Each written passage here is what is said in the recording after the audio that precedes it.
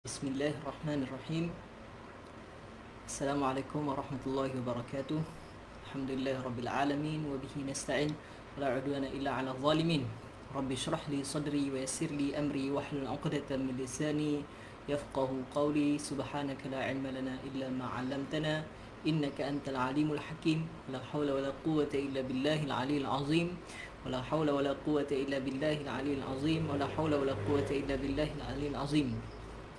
Alhamdulillah, dengan limpah dan kurniaan Allah Subhanahu Wa Taala, hari ini kita dapat bertemu lagi untuk program kita, program Talaqi Live dan Tadabbur, yang mana dengan keberlangsungan program ni, hari ini kita dah berjaya sampai ke muka surat 56. Hari ini kita akan sambung pada muka surat 56 dalam surah Ali Imran. Jadi kita sambung huraian kita ni. Wa yukallimun nasa fil mahdi wa kahla. Wa yukallimun nasa fil mahdi wa kahla wa minas salihin adalah sambungan kepada cerita semalam. Yang mana Nabi Isa ni dia pun mempunyai beberapa sifat. Yang sifat dia tu adalah Allah Subhanahu Wa Taala menjadikan dia daripada kalangan orang-orang yang dekat daripada Allah SWT dan orang yang dihormati di dunia dan di akhirat. Wajihan fid dunya wal akhirah wa minas salihin.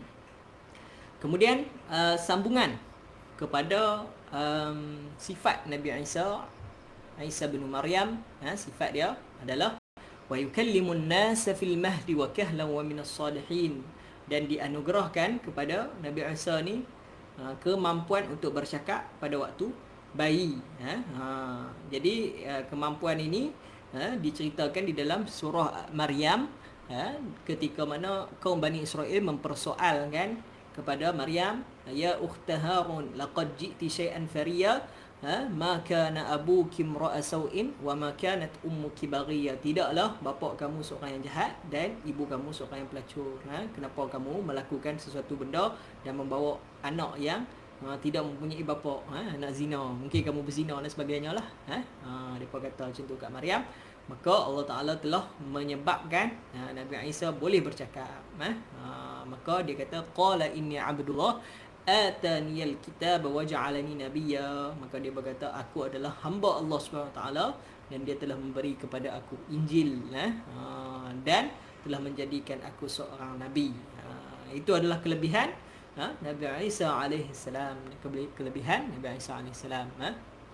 Kemudian kita sambung lagi, sifat dia wa kahla wa minas salihin, dan dipilih daripada kalangan orang soleh. Jadi di sini masa Allah Subhanahu Taala cerita tentang sifat Nabi Isa ni, di sini Nabi Isa belum wujud lagi, tidak wujud lagi. Ni pada waktu malaikat Jibril main nak cerita kepada Maryam tentang kewujudan seorang anak, kewujudan kegembiraan yang Allah Ta'ala nak sampaikan, nak pilih daripada Maryam ni, nak pilih daripada dia, zuriat dia tu yang menjadi seorang Nabi. Maka Maryam ni pun kata balik dekat malaikat tadi, qalat rabbi anna yakunu li walad. Wahai malaikat ni, wahai malaikat, Tuhan ni macam mana? Tuhan ni macam mana? Dia nak bagi kat aku apa ni? Wahai Tuhan, anna yakunu li walad, macam mana aku boleh ada seorang anak, walam yamsasni bashar, sedangkan tidak ada seorang pun lelaki yang pernah sentuh aku. Itu adalah kata-kata Maryam kepada malaikat. Qala kadzalikillahu yakhluqu ma yasha. Maka Allah Subhanahu Taala berkata melalui perantaraan malaikat tu, kadzalikillah, seperti itulah Allah, kadzalikillahu yakhluqu ma yasha, dia mencipta apa sahaja yang dia kehendaki. Idza qada amran, apabila dia telah menentukan satu perkara, fa innama yaqulu lahu kun fayakun. Maka dia berkatalah kun, jadilah, fayakun, maka terjadilah benda tersebut. Itu nak menunjukkan kuasa mutlak Allah Subhanahu Wa Taala, yang mana semua perkara sangat-sangat mudah bagi Allah Subhanahu Wa Taala. Senang saja, dia kata jadi, maka jadilah. Jadi bila orang-orang Kristian ni duk mempersoal tentang penciptaan daripada mempersoal tentang penciptaan Nabi Isa. Dia berkata, wahai orang Islam, macam mana boleh kata dia ni bukan Tuhan, sedangkan dia ni tak ada bapa. Kami kata dia Tuhan. Sebab apa? Sebab dia tak ada bapa. Bila dia tak ada bapa, maka dia tu Tuhan lah. Bapa dia tu Tuhan. Bila bapa dia Tuhan, dia tu Tuhan. Ni orang Kristian cakap. Jadi Allah SWT jawab balik. Bukan Nabi Muhammad jawab. Bukan kita orang Islam yang jawab. Tapi Allah sendiri, Tuhan. Dia yang jawab balik kepada orang-orang Kristian yang dakwa ni. Dia kata, Inna masala Isa kamathali Adam. Sesungguhnya Isa itu seperti Nabi Adam. Inna masala Isa indallahi. Sesungguhnya perumpamaan Isa di sisi Allah Ta'ala itu kamathali Adam, seperti Nabi Adam. Khalaqahu min tinin thumma yaqulu lahu kun fayakun. Dia cipta Adam tu daripada tanah, kemudian dia katalah kun, jadi, maka jadilah. Jadi nak bagi tahu kat situ, kalaulah Nabi Adam tu hak yang dia tak ada mak bapak pun, dia tak ada mak, dia tak ada bapak, yang tu pun Allah SWT boleh cipta daripada tanah ya, cipta jadi orang. Apatahlah sangat Nabi Isa yang dia ni ada mak, mak ada, bapak saja tak ada. Lagilah mudah. Mak dah ada, tempat nak dikandungkan tu dah ada, tempat nak terjadi tu ada, darah semua ada, makanan semua ada, berbanding dengan Nabi Adam yang tak ada benda-benda tu, cuma tanah. Jadi Allah Ta'ala sendiri jawab, benda ni tak mustahil, boleh jadi seorang wanita yang suci, Maryam, melahirkan seorang anak tanpa seorang bapa. Di hak yang duk ada lah ni bukan Nabi Isa dah. Duk ada lah ni jangan duk kata Nabi Isa. Yang teruk malam ni ya. Itu tak apa, itu kita hurai waktu lain lah. Wa yu'allimuhul kitaba wal hikmata. Okey? Wa yu'allimuhul kitaba wal hikmata. Dan dia mengajarkan kepada Nabi Isa, Allah lah. Allah Subhanahu Wa Taala mengajarkan kepada Nabi Isa kitab Injil lah. Wal hikmata, wal hikmah, dan hikmah. Wat Taurat wal Injil. Ni waw tafsir dipanggil. Kitab dengan hikmah tu adalah Taurat dengan Injil lah. Bukannya benda lain, bukan kitab benda lain, hikmah benda lain, Taurat benda Taurat selain daripada kitab dan hikmah, kemudian Injil selain daripada kitab dan hikmah, bukan. Jadi kitab wal hikmah tu adalah Taurat dan Injil. Kita panggil waw tafsir ni, waw tafsiriyah. Okey, kemudian Allah SWT mengajarkan kitab, kemudian kebijaksanaan, hikmah itu, dan Taurat, kitab Taurat dan Injil kepada Nabi Isa. Wa rasulan, dan dia ni juga adalah seorang rasul, ila Bani Israel, kepada Bani Israel sahaja. Nampak tak? Jadi ayat Quran ni adalah dalil yang menunjukkan bahawasanya Nabi Isa ni diutuskan kepada Bani Israel sahaja, bukan kepada manusia seluruhnya. Maka orang Bani Israel pada waktu tu saja yang mengikut syariat yang Nabi Isa bawa di dalam kitab Injil. Selepas daripada Nabi Muhammad mai, maka semua manusia wajib ikut Nabi Muhammad, sebab dia adalah khatamun nabiyyin, dia adalah penutup kepada segala nabi. Jadi dia adalah rasul kepada Bani Israel, dan Nabi Isa mengatakan kepada Bani Israel, dia akan mengatakan, ni waktu ni cuma sampai berita tu kepada Maryam, anni qad ji'tukum bi ayatin min rabbikum, sesungguhnya aku telah datang dengan tanda daripada Tuhan engkau, daripada Tuhan kamu semua. Masa dia berdakwah kepada Bani Israel. Apa dia tanda-tanda tu?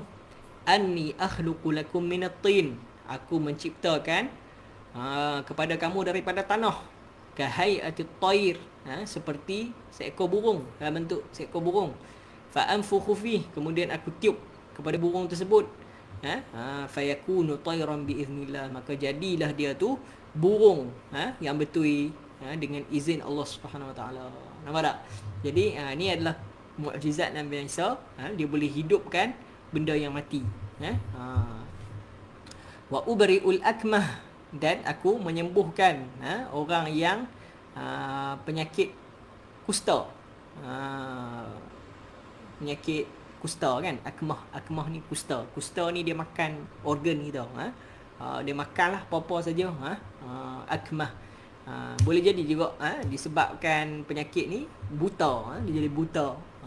Jadi dalam setengah terjemahan Quran dia kata akmah ni adalah penyakit buta. Jadi sebenarnya akmah ni lebih, penggunaan dia tu lebih kepada penyakit kusta lah. Kemudian abros, wal abroso. Abros ni apa pula? Sopok, penyakit sopok.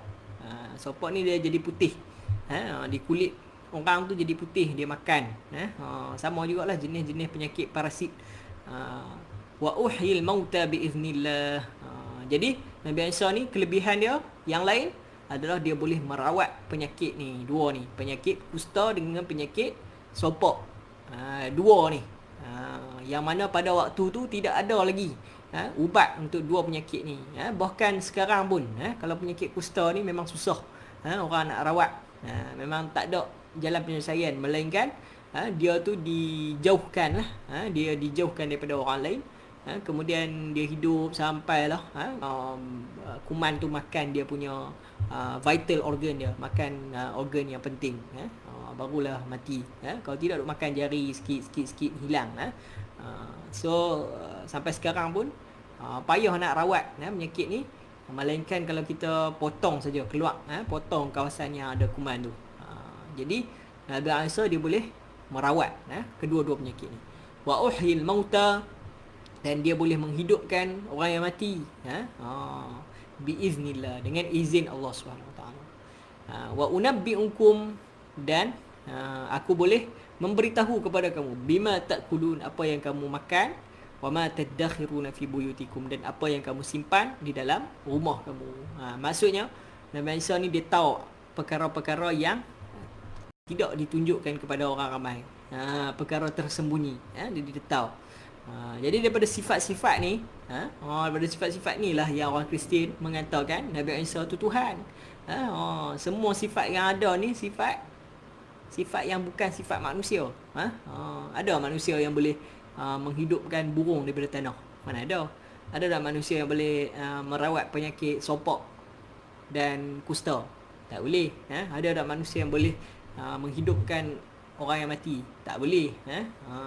Ada tak manusia yang boleh bagi tahu benda yang kita simpan dalam gelap, di dalam rumah kita, di dalam sebuah peti yang orang lain semua tak pernah tengok, kita seorang saja pernah tengok? Ada tak orang yang boleh bagi tahu? Tak ada. Yang boleh bagi tahu semua tu adalah Allah Subhanahu Wa Taala saja. Jadi depa rasa dengan sifat-sifat yang ada semua ni, sifat Nabi Isa ni menandakan ataupun menunjukkan bahawasanya Nabi Isa tu Tuhan lah. Tapi dalam ayat yang kita baca ni, semua perkataan-perkataan yang Nabi Isa kata dia boleh buat tu, semuanya dia habiskan dengan biiznillah, dengan izin Allah Subhanahu Wa Taala. Maksudnya bukan Nabi Isa tu boleh buat dengan sendiri dia, tapi dia boleh buat dengan izin Allah Subhanahu Wa Taala, dengan izin daripada Tuhan sahaja. Dia pun adalah seorang manusia biasa. Inna fi dzalika laayatan lakum in kuntum mu'minin, dan kepada semua benda-benda yang tadi yang disebutkan tadi tu ada tanda kebenaran dakwah yang dibawa oleh Nabi Isa, mukjizat. Tu yang kita panggil mukjizat. Bila kita sebut mukjizat ni, mukjizat ni main daripada perkataan apa? Main daripada perkataan ajaza. Ajaza ni maksud dia lemah, ajuza ataupun ajaza, lemah. Jadi mu'jiz di dalam wazan ajaza yu'jiz, melemahkan. Jadi mukjizat adalah perkara-perkara yang melemahkan. Nak melemahkan apa? Nak melemahkan hujah lawan, yang berlawan dengan Rasul. Jadi benda-benda tu diberi kepada Rasul untuk lawan hujah-hujah orang-orang yang tidak mahu mempercayai ataupun mengikut ajaran dan dakwah para Rasul. Okey. Kemudian sifat Nabi Isa lagi, wa musaddiqan lima baina yadayya min at-taurah, dan dia ni membenarkan apa sahaja yang terkandung di dalam kitab Taurat. Wali uhilla lakum ba'dal ladzi hurrima alaikum, dan agar menghalalkan setengah perkara yang telah haram kepada Bani Israel. Banyaklah perkara yang telah diharamkan kepada Bani Israel sebelum tu. Antara dia daging, daging yang tidak yang tersangkut dengan lemak, dan tersangkut dengan tulang. Daging-daging tu tak boleh makan. Pada waktu itulah Bani Israel ni dia haram makan benda tu. Jadi bila Nabi Isa mai, dia halalkan, dan beberapa perkara lagi lah. Wajitukum bi ayatin mir rabbikum, dan aku datang dengan tanda-tanda daripada Tuhan kamu. Fattaqullah, dan bertakwalah kepada Allah dan taatlah kepada Dia. Innallaha rabbi wa rabbukum fa'buduh. Sungguhnya Allah Taala itu Tuhan aku dan Tuhan kamu semua. Fa'buduh, maka sembahlah Dia. Hadza siratul mustaqim. Ini adalah satu jalan yang lurus. Jalan yang lurus. Jadi jalan yang lurus ni Nabi-Nabi semua tahu. Bukan Nabi-Nabi semua tak tahu jalan lurus. Mereka tahu jalan lurus tu apa dia. Itu menyembah Allah SWT lah. Dibukakan kepada mereka perkara ghaib dan sebagainya. Mereka tahu lah. Mereka duk berdakwah ke arah tu. Jadi kita jangan duk tersilap. Percaya kepada dakyah. Ada satu kumpulan ni. Dia kata macam mana? Dia kata kita bila kita baca Fatihah tu, kita kata apa? Dia kata ihdinas siratal mustaqim. Tunjukkanlah kepada kami jalan yang lurus. Lepas tu dia tanya pula, Nabi Muhammad bila dia semayang, dia baca Fatihah, dia baca ni tak? Kita kata betul dia baca ni juga. Jadi dia kata tengok, Nabi Muhammad pun tak tahu jalan yang lurus. Sebab tu dia minta kepada Allah SWT, wahai Tuhan, tunjuk kepada aku jalan yang lurus. Sebab Nabi Muhammad tak tahu jalan yang lurus, dan Nabi Muhammad tak tahu kita pikir apa. Nampak tak? Tu dia punya logik dia. Dia punya hujah dia. Kita jangan tertipu dengan orang macam tu. Dia berhujah dengan orang yang tak erti apa, orang yang tak boleh fikir dengan akal, dengan sihat. Boleh lah. Tapi kita ni, kebanyakan kita ni orang yang mempunyai akal yang sihat. Kita jangan duk percaya orang macam tu. Dia kata Nabi Muhammad tak tahu. Sedangkan ayat tu bila baca sampai habis, Nabi Muhammad tahu lah. Dia sebut pula lepas tu jalan lurus tu apa dia. Ihdinas siratal mustaqim, siratal ladzina. Tu yang sebut jalan apa. Jalan apa yang jalan lurus tu? Siratal ladzina an'amta alaihim. Jalan yang engkau telah memberi nikmat kepada mereka. Dalam surah lain pula tafsir pula, an'amta alaihim minan nabiyyin, daripada kalangan nabi-nabi, wasiddiqin, dan orang-orang yang membenarkan ajaran nabi-nabi, wasyuhada, dan orang-orang yang mati syahid, wassalihin, dan orang-orang yang soleh. Mana pula Nabi tak tahu. Itu adalah taktik-taktik penipuan golongan-golongan yang dia sendiri pun tak yakin dengan agama dia. Tapi dia nak cuba pesong ke umat Islam. Okey. Falamma ahassa Isa minhumul kufr. Apabila Nabi Isa mula ditolak, ditolak oleh kaum dia. Bila dia berdakwah, kemudian Nabi Isa ni ditolak oleh kaum dia. Qala man ansari ila Allah, maka dia bertanya kepada Bani Israel ni, sesiapa yang boleh membantu aku, menjadi ansar aku, pembantu aku. Kemudian qala al-hawariyun, maka berkatalah hawariyun. Hawariyun ni adalah orang-orang yang tak setia kepada Nabi Isa. Mereka ni adalah pembantu-pembantu Nabi Isa. Mereka ada 12 orang. Hawariyun. Nahnu ansarullah, kamilah pembantu-pembantu Allah. Amanna billah, kami beriman kepada Allah SWT. Washhad, dan bersaksilah bi anna muslimun, sesungguhnya kami ini adalah daripada orang-orang yang telah berserah diri kepada Allah SWT. Jadi mereka ni ada 12 orang. Nanti kita akan cerita pasal perihal mereka pula. Hawariyun. Okey. Jadi saya rasa cukup setakat tu untuk hari ni. Ada sikit sebanyak yang kita dapat. Saya akan baca sekali lagi, takut terlepas tadi. Dalam waktu internet tadi putus tadi, kita baca sekali lagi. Daripada atas ni kita baca sekali lagi. Baca secara cepat. A'udzu billahi minasy syaithanir rajim. Wa yukallimun nasa fil mahdi wa kahlan wa minas salihin. قالت رب أنى يكون لي ولد ولم يمسسني بشر قال كذلك الله يخلق ما يشاء إذا قضى أمرا فإنما يقول له كن فيكون ويعلمه الكتاب والحكمة التوراة والإنجيل ورسولا إلى بني إسرائيل أني قد جئتكم بآية من ربكم أني أخلق لكم من الطين كهيئة الطير فأنفخ فيه فيكون طيرا بإذن الله وأبرئ الأكمه والأبرص وأحيي الموتى بإذن الله وأنبئكم بما تأكلون وما تدخرون في بيوتكم إن في ذلك لآية لكم إن كنتم مؤمنين ومصدقا لما بين يدي من التوراة ولأحل لكم بعض الذي حرم عليكم وجئتكم بآية من ربكم فاتقوا الله وأطيعون إن الله ربي وربكم فاعبدوه هذا صراط مستقيم فلما أحس عيسى منهم الكفر قال من أنصاري إلى الله قال الحواريون نحن أنصار الله آمنا بالله واشهد بأننا مسلمون. Sadaqallahul azim. Okey, yang baik itu daripada Allah Subhanahu wa taala, yang nama dan kurang itu daripada diri sendiri. Qulu qawli hadza wa astaghfirullahal azim li wa lakum. Assalamualaikum warahmatullahi wabarakatuh.